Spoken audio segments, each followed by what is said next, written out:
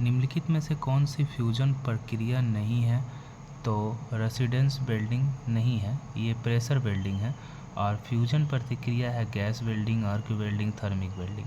निम्नलिखित में से कौन आर्क वेल्डिंग के प्रकार नहीं है? तो लेज़र वेल्डिंग जो है आर्क वेल्डिंग का प्रकार नहीं है। आर्क वेल्डिंग के प्रकार है tip welding, electrolytic welding, automatic electric. प्रतिरोध वेल्डिंग I²RT। निम्नलिखित कौन सा प्रेशर वेल्डिंग है? Residence welding. निम्न में से कौन समंगी वेल्डिंग कहते हैं? जोड़े जाने वाली धातु और फीलर रड को समान धातु को समंगी वेल्डिंग कहते हैं। जोड़े जाने वाली धातु तथा फीलर रड समान धातु को ऑक्सीजन सिलेंडर काला। दोनों गैस सिलेंडर के ऊपर बल्ब सॉकेट लगे होते हैं।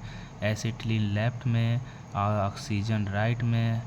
होज पाइप के लिए एसिटिलीन के लिए कलेक्शन चूड़ी लेफ्ट फ्रंट और ऊपर कट लगा होता है। एसिटिलीन गैस सिलेंडर के होज पाइप का रंग होता है लाल। गैस वेल्डिंग में बैकफायर और फ्लैश बायक का खतरा रहता है, इसलिए सिलेंडर की चाबी सिलेंडर में ही लगी छोड़ देनी चाहिए।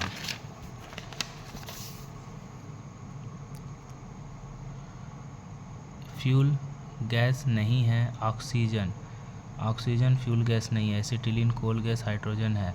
ऑक्सी एसिटिलीन ज्वाला 3100 से 3300 डिग्री सेंटीग्रेड। कैल्शियम कार्बाइड एवं जल की रासायनिक प्रक्रिया में कौन सी गैस बनती है? एसिटिलीन। कैल्शियम कार्बाइड और एवं जल की रासायनिक प्रतिक्रिया में एक एसिटिलीन गैस बनती है। नोजल का साइज निर्धारित किया। नोजल का साइज के निर्धारण में निम्न में से कौन सा कारक नहीं है? धातु का तारबंध। नोजल का साइज, धातु की मोटाई, धातु का आकार, द्रव्यमान। फीलर रड के साइज के निर्धारण में निम्नलिखित में से कौन सा विचलन नहीं है? वेल्ड की जाने वाली धातु का भार। ठीक है, वेल्ड की जाने वाली धातु का भार। फ्लैशबैक की सूचना कैसे मिलती है? नोजल का काला धुआं और आवाज़ होती है। फ्लैशबैक होता है नोजल का काला धुआं और आवाज़ होती है। निम्नलिखित में से बैकफायर का कारण नहीं है सही साइज का नोजल ना होना। नोजल ओवरहीटिंग हो जाता है, नोजल में कार्बन जम जाता है, नोजल में बोट फ्यूल संपर्क में आ जाता है। कई धातुओं को वेल्ड करने से पूर्व गर्म किया जाता है।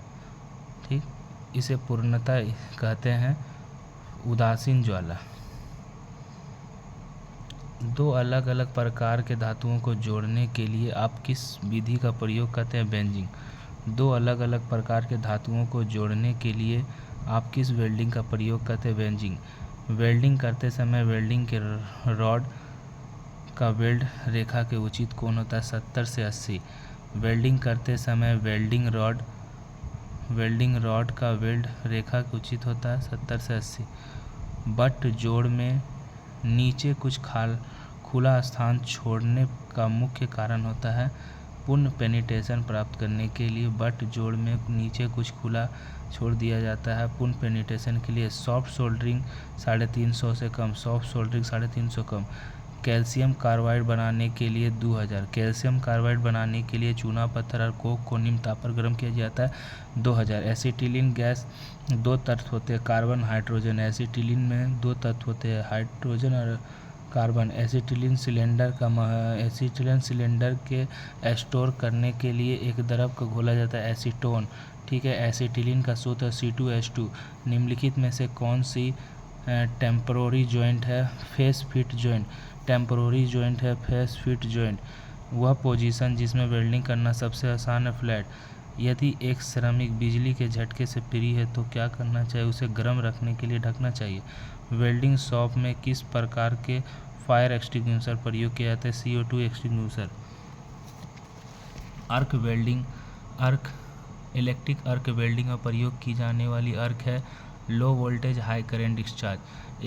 इलेक्ट्रिक आर्क वेल्डिंग में प्रयोग की जाने वाली आर्क है low voltage high current discharge. निम्नलिखित में से कौन से प्रकार के ट्रांसफार्मर आर्क वेल्डिंग में प्रयोग होते हैं? Step down. निम्नलिखित में कौन से आर्क वेल्डिंग में प्रयोग होते हैं? Step down.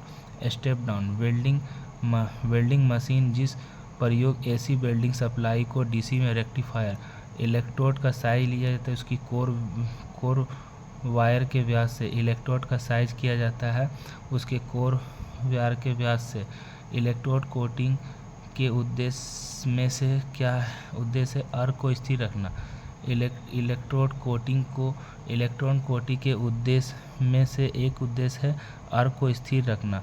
इलेक्ट्रोड के उत्पादन 2 स्टैंड लंबाई में किए जाते हैं, ये हैं 350 से 450 है। इलेक्ट्रोड का उत्पादन 2 स्टैंड लंबाई में किया 350 से 450। ऑक्सीजन और एसिटिलीन होसिल का सही रंग होता है, ऑक्सीजन का काला, एसिटिलीन का लाल। ठीक है, एसिटिलीन सिलेंडर, एसिटिलीन होते हैं एसीटोन। कटिंग ब्लो पाइप के टिप में सेंटर होल का कार्य होता है कटिंग के लिए ऑक्सीजन सप्लाई करना। कटिंग ब्लो पाइप के टिप में सेंटर होल का कार्य होता है कटिंग के लिए ऑक्सीजन सप्लाई करना। कास्ट आयरन में 2 तत्व होते हैं, सिलिकॉन और ग्रेफाइट। मुश्किल बनाता है, कटिंग को मुश्किल बनाता है सिलिकॉन और ग्रेफाइट। गहरे पानी के नीचे इन गैस वेल्डिंग किया जाता है हाइड्रोजन। गहरे पानी के नीचे गैस किस ईंधन का प्रयोग किया जाता है हाइड्रोजन। कटिंग से पहले प्रीहीटिंग के लिए फ्लेम होता है न्यूट्रल फ्लेम। गैस कटिंग करते समय नोजल को कार्य से 5 मीटर दूरी पर रखना चाहिए। कटिंग करते समय यदि ब्लो पाइप बार बार आगे पीछे किया जाता है तो फर्क बनेगा बड़ा। कटिंग करते समय ब्लो पाइप को बार बार आगे पीछे किया जाता है तो फर्क बनेगा बड़ा। गैस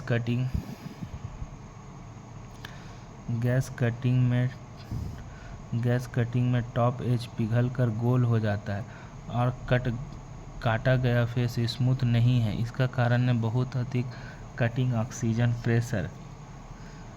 गैस द्वारा काटी गई प्लेट के कट में ग्रूव और खींची हुई लाइनें दिखाई देती है। इसका कारण है टिप का कट सरफेस के नज़दीक होना। गैस द्वारा काटी गई प्लेट के कट में ग्रूव और खींची हुई लाइन दिखाई देती है। इसका कारण है टिप का कट सरफेस के नज़दीक होना। गैस द्वारा काटी गई प्लेट कट हाई क्वालिटी का है। वर्टिकल खींची गई लाइनों पर कुछ सरफेस रफ का कारण है बहुत कम cutting speed. Oxy acetylene cutting pressure में प्रयोग किए जाने वाले कटिंग नोजल का साइज निर्भर करता है काटी जाने वाली धातु के थिकनेस पर।